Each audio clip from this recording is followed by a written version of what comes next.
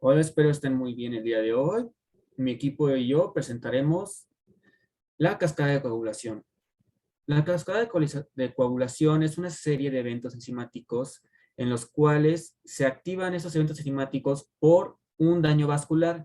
Este daño vascular, al activar todos estos efectos enzimáticos, lo que va a hacer es preparar diferentes etapas en las cuales se elaborará un coágulo que evitará y sellará una posible hemorragia.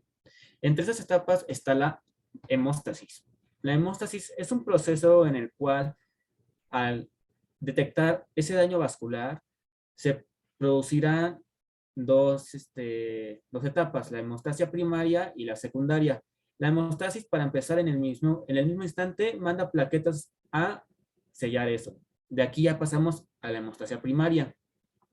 En la hemostasia primaria, ¿qué es lo que pasa? Lo que pasa es, esta hemostasia primaria está dividida por tres etapas: adhesión, activación, activación y secreción, y por último la agregación, ¿no?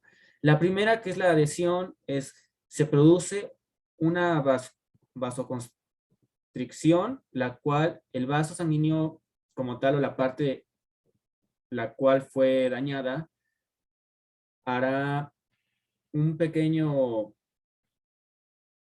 se apretará, bueno, no se aprieta, lo que único que va a hacer es cerrar un poco. ¿Para qué? Para que puedan llegar las plaquetas, unirse y empezar con la segunda etapa, que es la activación y secreción. Aquí, una vez que las plaquetas llegan a la parte dañada, van a empezar a activarse y van a empezar a segregar de, de sus gránulos para poder, para poder crear el coágulo o empezar a crearlo. En la siguiente etapa viene la agregación, la cual es donde se forma ese coágulo temporal por medio de las plaquetas desgranuladas ya. ¿Y por qué desgranuladas? En el momento en el que las plaquetas empiezan a sacar esas sustancias, empiezan a desgranularse, y esas plaquetas, bueno, tanto de esas plaquetas que se convierten ahora en el coágulo, va a ser un coágulo con poca fibrina. La fibrina nos va a ayudar mucho en la hemostasia secundaria.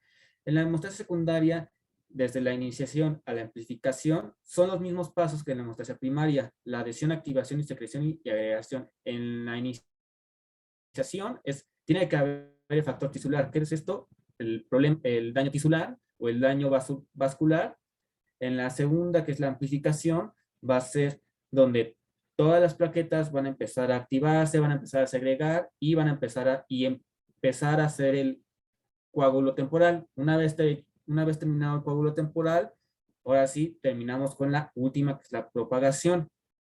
En esta van a ser varias enzimas. La enzima 10 y la 9 van a activarse, transformando la protombina en trombina, la cual esta trombina va a ser una conversión y se convertirá en fibrina. Esta fibrina nos va a ayudar mucho haciendo un gel insoluble en la parte del coágulo temporal. ¿Para qué?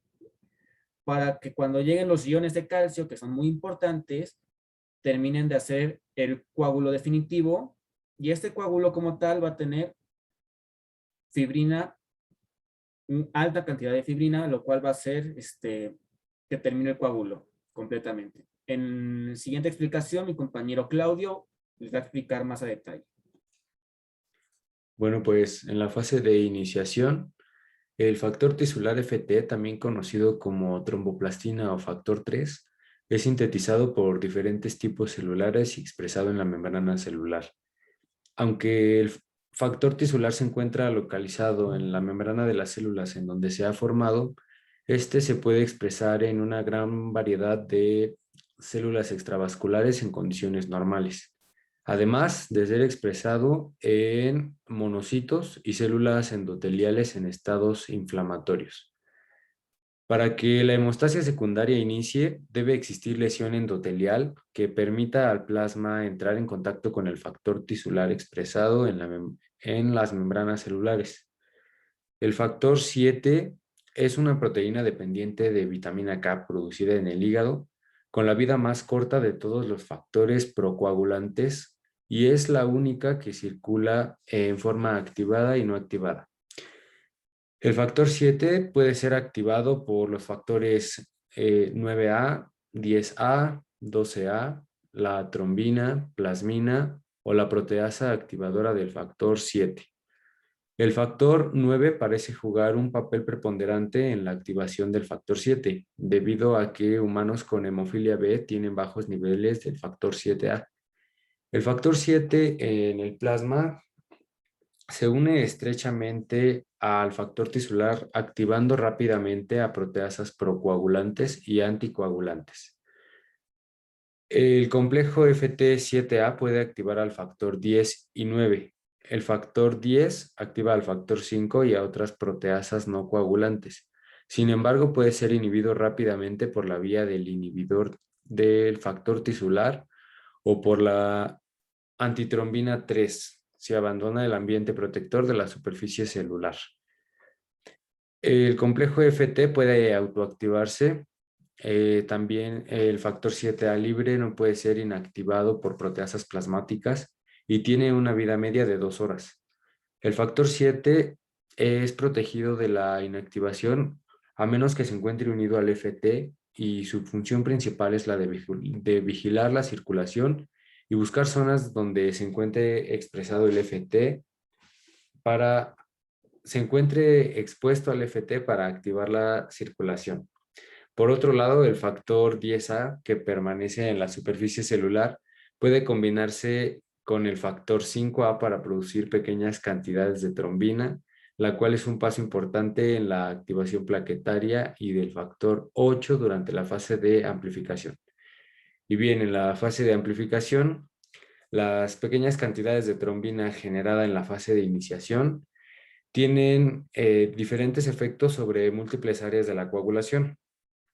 La trombina es un potente activador plaquetario a través de la vía de los receptores activados por proteasas.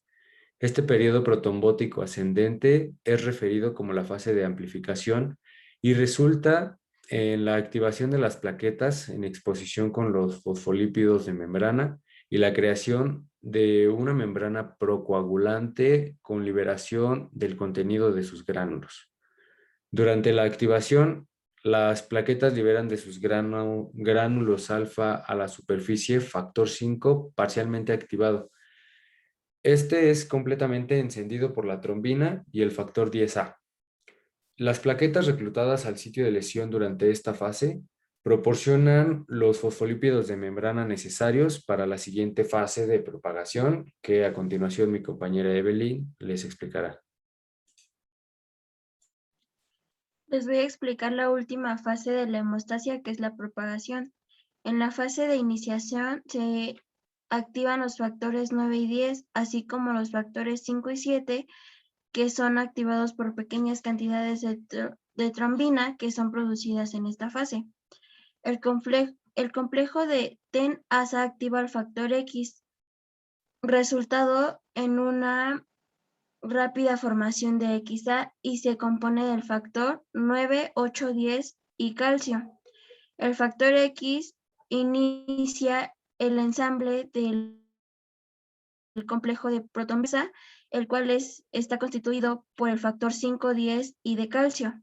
El complejo transforma la protombina a trombina, con lo que provoca una explosión de trombina con la subsecuente formación de fibrina y formación del coágulo. Les voy a explicar también la fibrinólisis. La fibrina tiene un papel muy esencial dentro de la hemostasia, como producto primario de la cascada de coagulación. Su eficacia es altamente influenciada por la estructura del coágulo. Su estado fisiológico corresponde a la tendencia en donde los mecanismos inhibitorios prevengan el inicio patológico o la propagación exagerada de coagulación. Ello limita el fenómeno a la región vascular dañada. Otros mecanismos inhibitorios son capaces de bloquear la coagulación una vez iniciada. como la antitrombina, que es activada por un glicosaminoglicano de origen endotelial. La fibrinólisis es esencial para deshacer los coágulos durante el proceso de cicatrización de heridas y remover los coágulos intravasculares que se pueden manifestar como trombosis. Bueno, esto sería todo de nuestra parte. Mi equipo estuvo conformado por Hernando Ramírez, Evelyn Torres y Claudio Sánchez.